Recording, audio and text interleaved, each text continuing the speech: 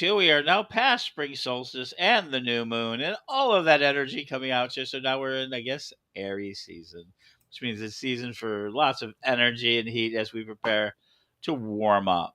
And today we're going to do it. Wednesday is my time for rants. And today, not so much a rant, but I want to introduce you to a good friend of ours, mine, David Moore. I've known him. Wow. Yeah, we've been talking about how long ages. And he's one of these, one of my more, what we call skip friends. We would, sometimes we don't talk for a little here, and we kind of go through the skipping through life. And recently, we started skipping together again. Like I said, we may not all be on the same journey, same path, but we are all working together, kind of go together. And David's been a long time business and kind of a person I've bounced off ideas with and have bounced ideas back. And he's slowly but surely, as we see, he's been coming alive like a lot of you have. I think that's been a really big essence out there of how much energy is out there. People are coming alive and kind of realizing it. But let me introduce David. I'm talking here, sucking out the air while you see David sitting right there. Hi, David. Hi, so nice to see you, Ed. And so he's out traveling, but can you tell us a little bit? So, I bet you a lot of people, like everybody else, that don't know much about you or have not really heard yet about you, except in very tight circles. Can you tell us a little bit about yourself? Absolutely. You know, I'm one of those many who started out in the Christian world and ended up pagan, but unlike most of them that you might have met. A lot of us are really studious, from our Druid brothers to the rest of us. We often have a ton of books, read a lot of books, do some writing a lot of the time. Sometimes that's part of our prescribed study under our teachers in our particular traditions. Well, I was just a little different because where do you start from the beginning, right? Well, my mother started teaching me to read as soon as I could sit up. I have no idea what age that was. She would bring in flashcards, God, God, and walk out and not think that any of it was sinking in. Well, then, for a long time, she would sit with me with books and she would be reading and putting her finger at each, pointing her finger at each word as she went by. And I was reading with her, or at least it looked like it, but she didn't think much of it. And one day, when I was 3 years old, she passed the laundry room and did a skid and a backup and a listen. And I was reading fluently from a novel that we had in the house. It was a little Dick and Jane novel, a kid's novel, but I was reading it just fine. And she said, "You can read?"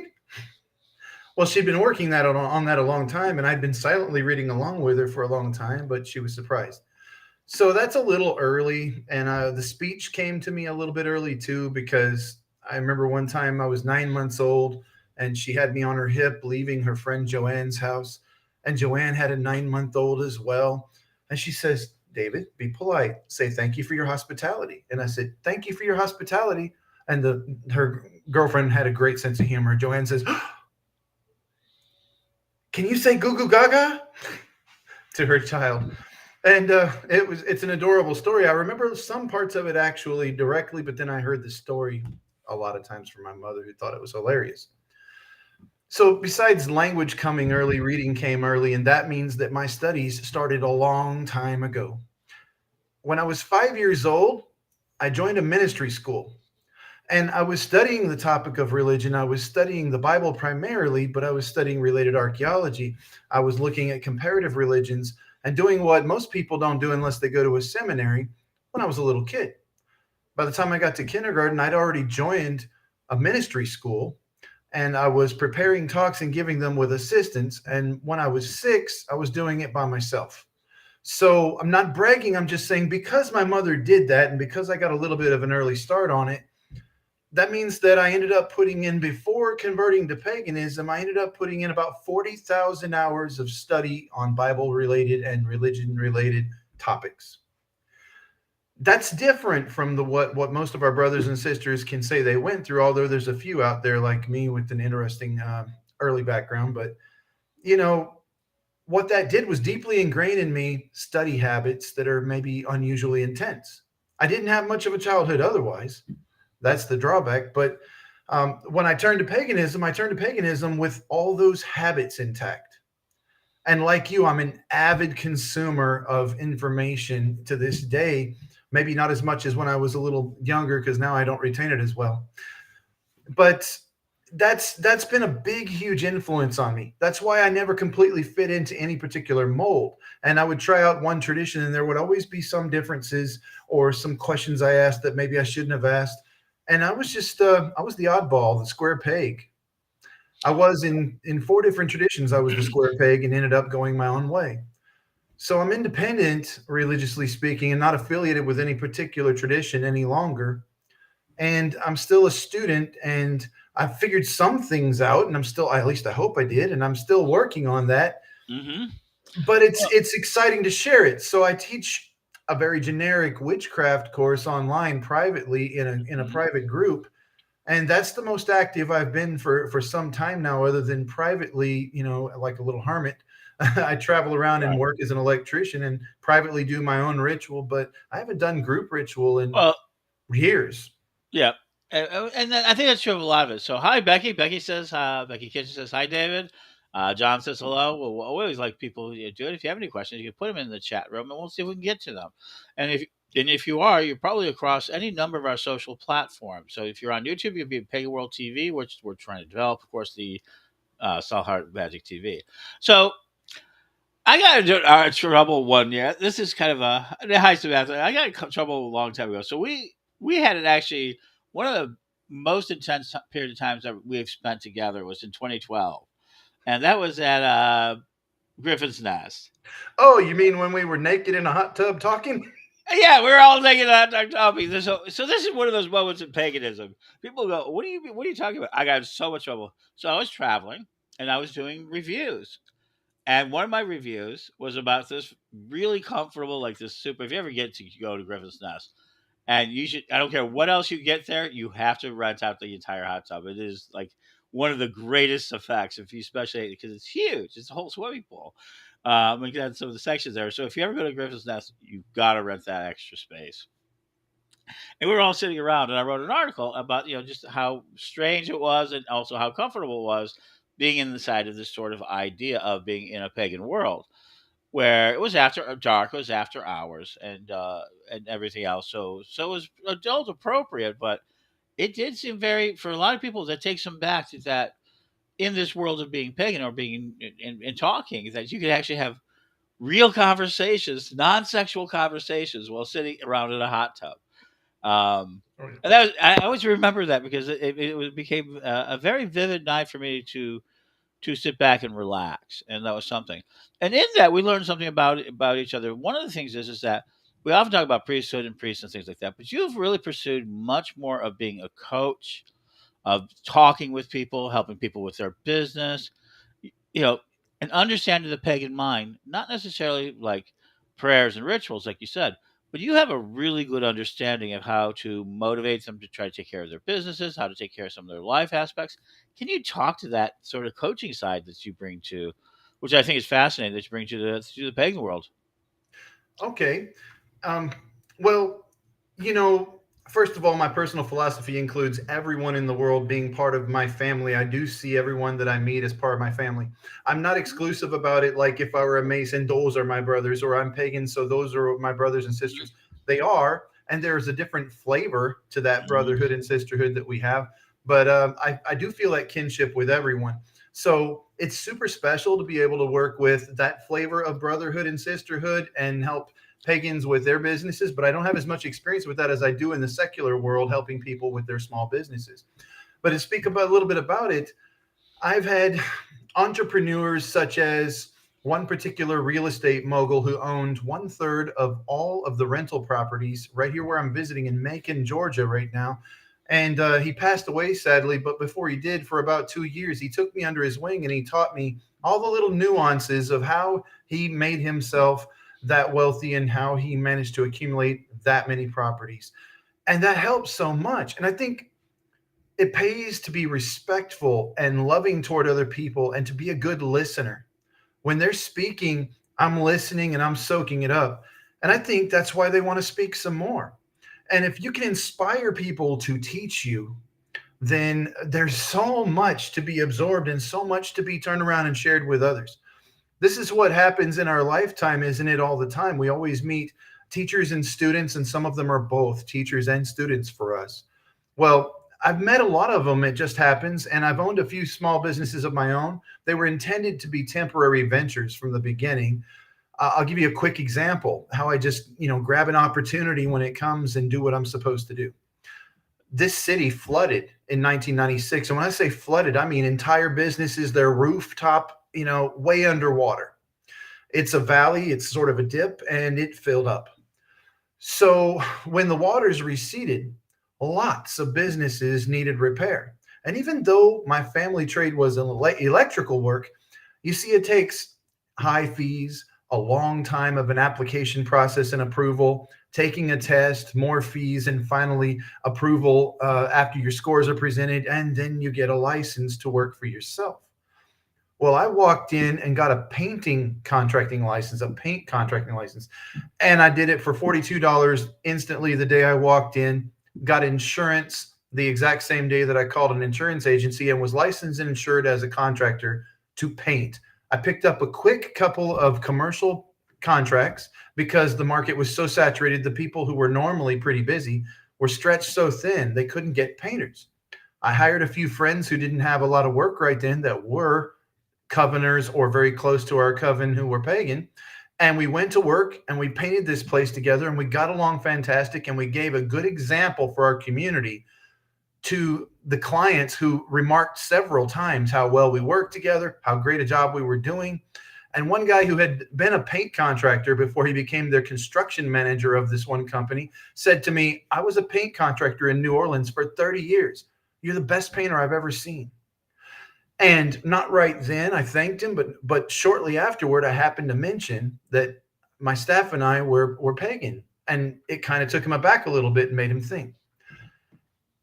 My ministry is love, and when I get into any group of people or connect with anybody, that's what gets shared, that's what gets exuded from me, that's what people pick up on, and they tend to reflect it. A group that's all business, give me 1 week with that group, and then they're family. Hmm. That's not just a talent. That's what I really work at. I believe that my religion is best expressed right now as love. Hmm. Well, love applies to business. Now, I know that business gets a bad rep among a lot of our brothers and sisters in the pagan community, but I think that's because they don't maybe share my value about what good business is. So I want to share it right now while they're listening out there. Good business is when everybody wins.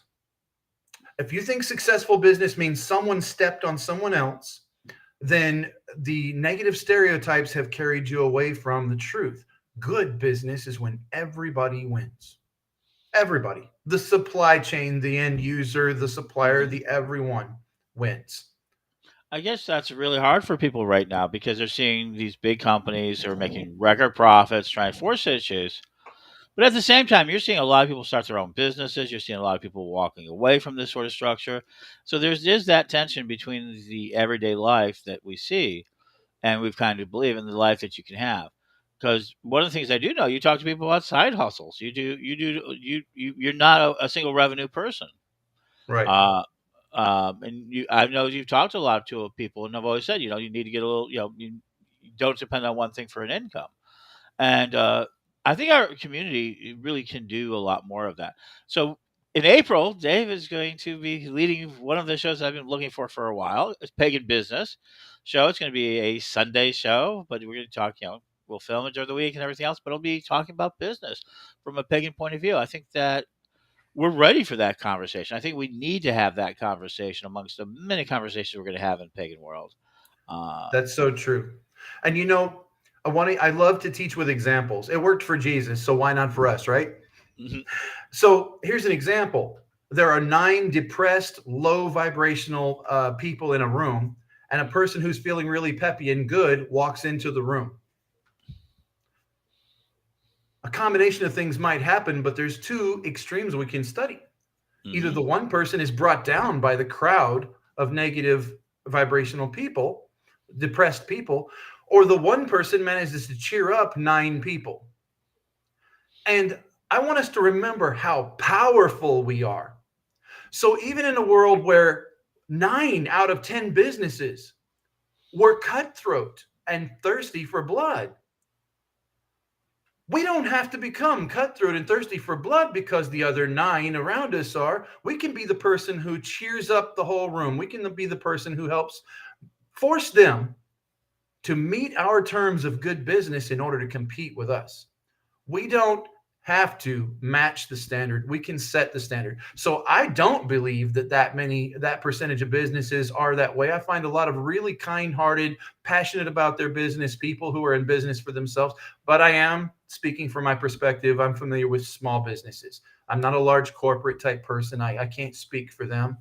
The the cold-hearted steel reputation they have, I can't speak for or against it. But I'm concerned with small businesses, and so are most pagan people.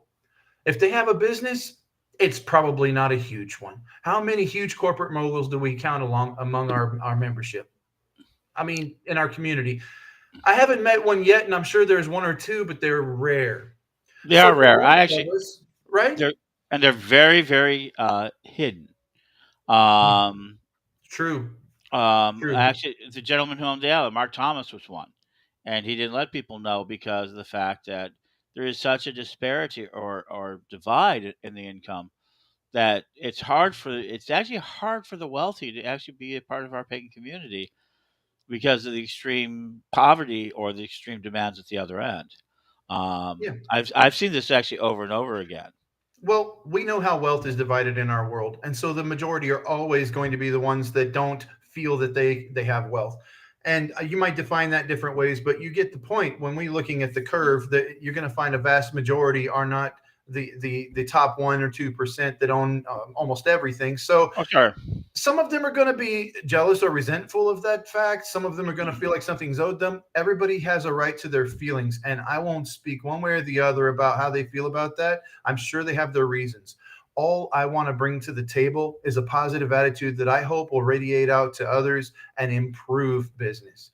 And that's all any of us can hope to do. We can't control the other person, and we will not benefit ourselves or others by complaining about the other person. We can control what we do, and we can hope that positive vibration spreads to other people. And so far, that's been working pretty well for me. So let's get out there and do it right. And let's support each other and coach each other to do things the right way and not worry about how other people do it. It'll spread like a plague of goodness, you know? Well, that's an interesting thought. So Janine says, "Hi, Croden." Uh huh. So I guess that brings. She and her husband, I had the great pleasure of working with a legendary high priestess and conducting their hand fasting, and Mhm, they have been family to me before that and long after that. It was oh goodness, the 1990s, I think, wasn't it, mhm. Gene? And they're wonderful people. Glad you could join us. See, I keep bringing you all these individuals. One of the things I think I'm enjoying most about the new life, as you know, we raised $1,771. It looks like on our Kickstarter campaign, which ended tonight. Thank you, everybody. 2003 is Janine's answer, so that gives you it. Uh, I had the thing the other day where they said they check your ID and they saw my ID. It says, "Oh, I'm just looking for the 19," and like, oh, that makes me feel so good. Everybody who's now if you have if you have 19 on you, everybody is legal. Um, yeah, makes me feel a little bit older. But we've been out there for a while, but we've been bringing these people forward that we're bringing into a new idea. So one of the things I think that's about to happen, and that's why I'm so pumped about the show coming out and getting started. Because earlier today, we finally got my board together. I got every piece of paperwork done. So we're now really, really independent. So this is like for the first time in years, I'm actually starting a new startup, and I love that. And one of the processes is David and I have been talking. We've been talking about AI. We've been talking about a lot of things, but in this new world, there's a lot of what they call the creator economy, and the idea of creating stuff and making income from being creative. And I think that's perfect for our community. But I do think that better business practices and that David practices and some of the other people, a way of our to look at our community not just as a religious community, but also a support community. Not necessarily financial, but a support community. How can we manage our expectations and do better for ourselves so we can support each other? That's Uh, exactly right. so It go ahead doesn't and talk matter about what that. business we're talking about or just our personal business at home.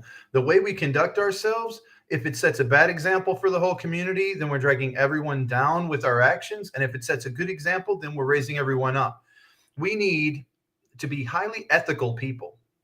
I mentioned the private classes that I've taught. I haven't done it for very many people, very few. Just it's not Mm-mm. something I normally advertise, but I'm talking about it for a reason, because I don't just teach people business. But when I teach them witchcraft, my first course is ethics. I use When, Why, If by Robin Wood. Wonderful book, wonderful author. But I think that's the most important thing. And when we're dealing with business, again, ethics, values, these are the most important thing. I use the four agreements. Mm-hmm. Until we get some ethics and some personal work done, we don't need to worry about anything else, because we're a vessel that either is flawed and clogged up, or is free and going to allow us to express ourselves well, and to let energy flow through us, let our Lord and Lady work with us.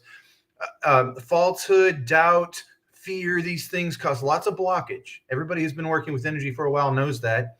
And they block our progress, and they block our connection with other people. So, to be the most powerful witch or the more successful business person, we need to be a clean vessel. We need to be free of obstruction. One of the greatest obstructions most of us face is our fear of success. I would love to see us, a powerful, happy people, singing as we march toward our difficulties together and overcoming them. I want to see something like that. And I'm not trying to sound like a preacher in a church somewhere trying to get people pumped up so they put something in the collection plate. This is my heart to your heart, each and every one of you. If you have prejudices or biases against other people for the color of their skin, or prejudices or biases against business for the color of people's intentions that you've seen, those prejudices will trip you up and cost you a mint. It's okay for us to come into our power. I love what I'm seeing right here in the host comments on my screen. I see our deepest fear is not that we are inadequate. Our deepest fear is that we are powerful beyond measure. Well, yes, remember how powerful we are. Remember that we can create. Don't worry about what other people do. Get into business for the right reasons. Do what you have to for yourself and your loved ones and for this community for the right reasons. And then you'll be part of what's right in the world. The more you focus on what's wrong in the world, the more those blockages are present and the less you're capable of doing. How do you feel about that, Ed? You've got a lot of experience with these ideas and teaching people. How do you feel? Oh, I'm right now. I'm in a very unusual position, and one I'm very grateful for, in the sense of I've just completed a major project in the sense of my life. I mean, so Witch School, and which developed over 22 years, developed a great tradition, amongst other things. Thousands of practitioners, tens, thousands of clergy members. I mean, clergy members, registered clergy member. They're across the United States, they're different countries. So I actually got my goal of kind of bringing it to the world. And then just this last few days, last few weeks, I've had to leave it, and it's very unusual. And then when it sees it continue and last, that's important to me. It's still there. The structure didn't.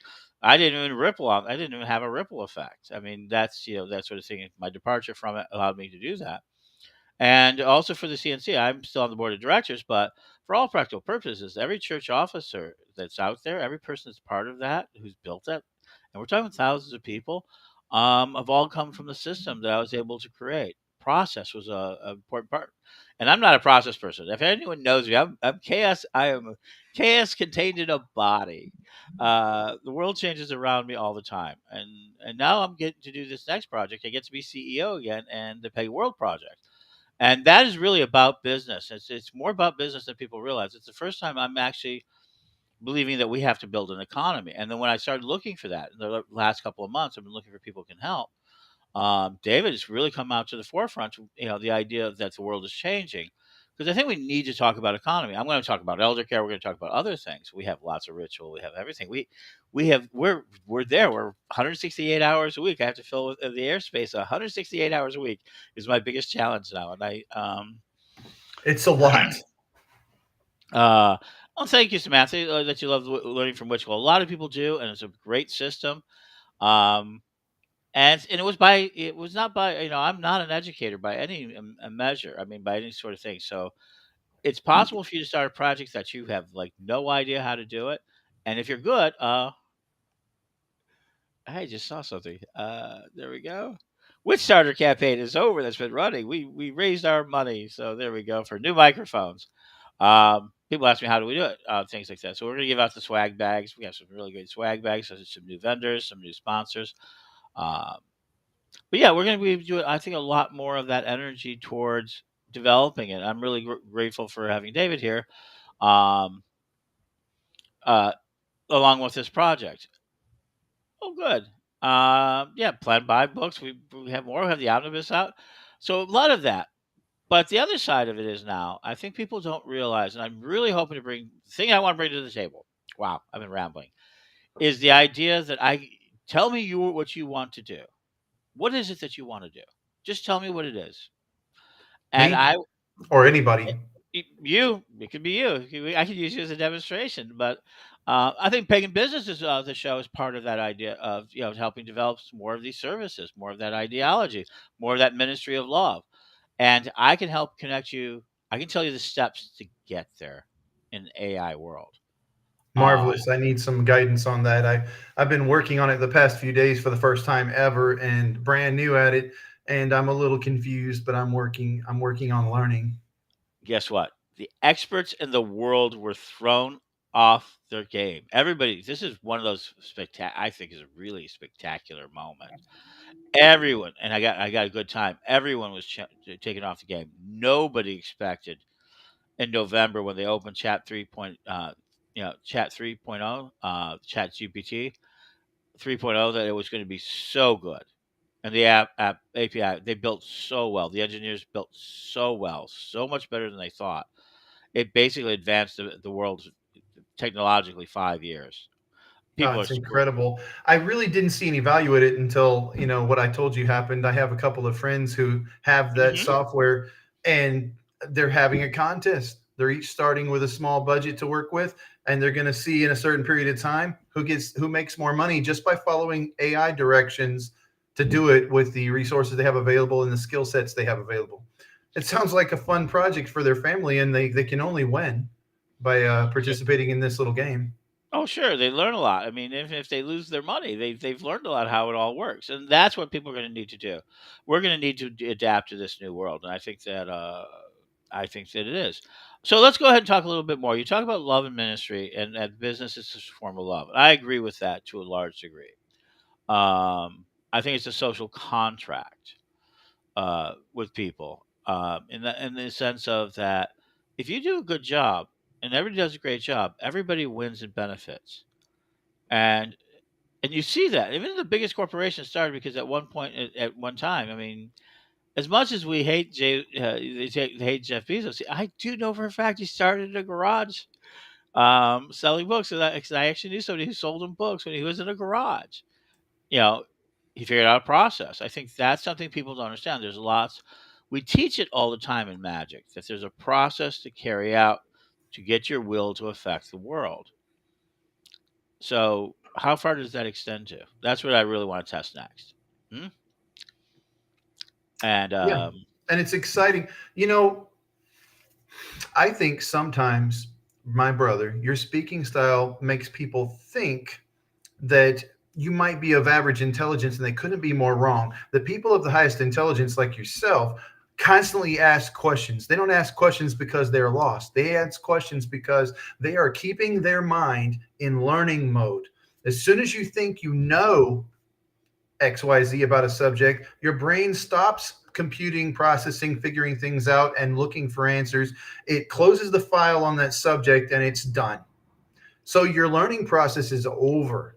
Those of us who know to continue asking questions hmm get the privilege of learning more. Our brain continues to be the supercomputer that it is and keeps those files open. That's what it really means to be open minded. So you're a big inspiration to me. And I want you to know that. And I want you to know that I think if there's anybody in the pagan world who's underrated, it's probably you, or misunderstood. I've heard things and I just told people, you're nuts. You don't really know him. But and I think it's a lot of times because of their bias against business. And sometimes you talk about business. we This talk a lot bias is about business. costing our community a tremendous amount. Oh, I talk about over the last 20 something years, I have talked about a lot of business. Um, people always ask me, "How do you affording what you're doing?" And it says, "Well, there's a lot of methods, but I'd be happy to share those." Um, on that. So let's okay. So, if people ask your last questions here, we're going to go ahead. So, David, here's what it is. So, what is your favorite pagan memory? Anything that you've had that in your pagan life that you really enjoyed and that you could share with us? The night that I had a multi-purpose ceremony in the woods behind a little mobile home in Warner Robins, Georgia, and I met my Lord and Lady for the first time. I had been going to churches and I had been praying and I'd been doing this and doing that spiritual thing and incessantly for all those years. And then, as soon as I stepped into a circle with witches that I had been studying with for about a year and a day, give or take, and went through my dedication and naming ceremony and then my first degree, it was quite a multi-purpose circle and it contained a lot. And there they were. They weren't just there because of the glow and the divine spark that's shining so bright in the priest and priestess who are present. They were there separately, like looked like giants to me, these big forms, and they were so full of love and the family protection and a lot of feelings that I'd never felt so intensely before in my life. My personal best spiritual experience was my first circle with a group of witches, and it was one that changed my life and set me on an amazing path. I talk to my Lord and Lady every single day. I consider myself a duotheist. There's God and Goddess for me, and I don't expect anyone else to agree with that, but that was my personal experience. I mean, I know high priestesses of Hecate who that's because they met Hecate in some special Oh, way, and sure. it was so incredibly important to them, and she kind of chose them. My Lord and Lady chose me, and years later, I was laying on my back, staring up at the moon. It looked particularly large that night. I was laying in an overgrown, out of use tennis court at night, and it was a full moon, and I was looking at it, and I started praying aloud to my Lord and Lady. And this is the only time in my life that this happened. I've seen things, but this is the only time I saw this. Their heads appeared in the sky as large as the moon, side by side, smiling at me, and they started talking, but I didn't hear any words. So they started showing me pictures and doing gestures while they were talking, and I saw that, and then the meaning became clear. And I would ask, "This means this?" Yes, they would nod. I don't know why I didn't hear audio. Maybe I'm just not clairaudient. Mm, But for whatever reason, they gave me an assignment, and it was to write. They showed me writing in a book. I said, "I'm supposed to write a book?" Yes. And they told me the purpose. They showed me a scene that was just gorgeous. All these people with smiles on their face flocking to them. I said, "I'm supposed to write something that helps bring your children back to you?" Yes. hmm Well, that's been a long time quest. It's been nearly 15 years that I've been working on trying to figure out how to do that. And I have 80% of a manuscript written, but I don't know if it'll do what it's supposed to do. So I may just be busy for a long time trying to figure that one out. But things that give us purpose, things that give us assignments like that hmm are profound in our lives. And that one was a big deal to me. And it's getting easier and easier to publish. So yeah, and True. so you get closer, and the book isn't finished until you finish the last page. I tell that to all my writers, but it does take a long time to really speak to that profound aspect of it. And so I think it is. And thank you for sharing with that. We're gonna, if people want to contact you, do you have a way to be contacted? Do you want to be contacted? Sure, absolutely. They're welcome to see my public profile on Facebook, which is a really easy way to contact me. I see those just like I see personal text messages on Sure. Facebook. So they're welcome to send me an ad request. It's facebook.com/Croden, just like I got a hello Croden on the message there. It's Krodin. There you go. I like that. There you go. Facebook.com/Croden. Oh my God. I don't want to look at the numbers on there. There you go. Out there and everything else. And I thank you for being here tonight. This has been a lot of fun. You're going to see more of David with as we get started with our next season. We're getting our second season is up, getting up and running, and we're so excited. And so on Sundays we're going to have the pagan business show on Sundays. We're also going to have Witch Rising in the evenings, which is going to be our activist show. And we're going to have the Okay. International Cafe. So that's going to be we're building a really nice Sunday lineup. And I really thank you, David, for being a part of that. Thank you so much for letting me do what I can for the cause, and I'm really grateful to you and to everybody else who has supported this effort. Thank you. And tomorrow, Tarot Thursday. And Reverend Don is going to be back with Mary. And if you want to become a reader on Tarot Thursday, DM us. But there to that, Tarot Thursday, here we go.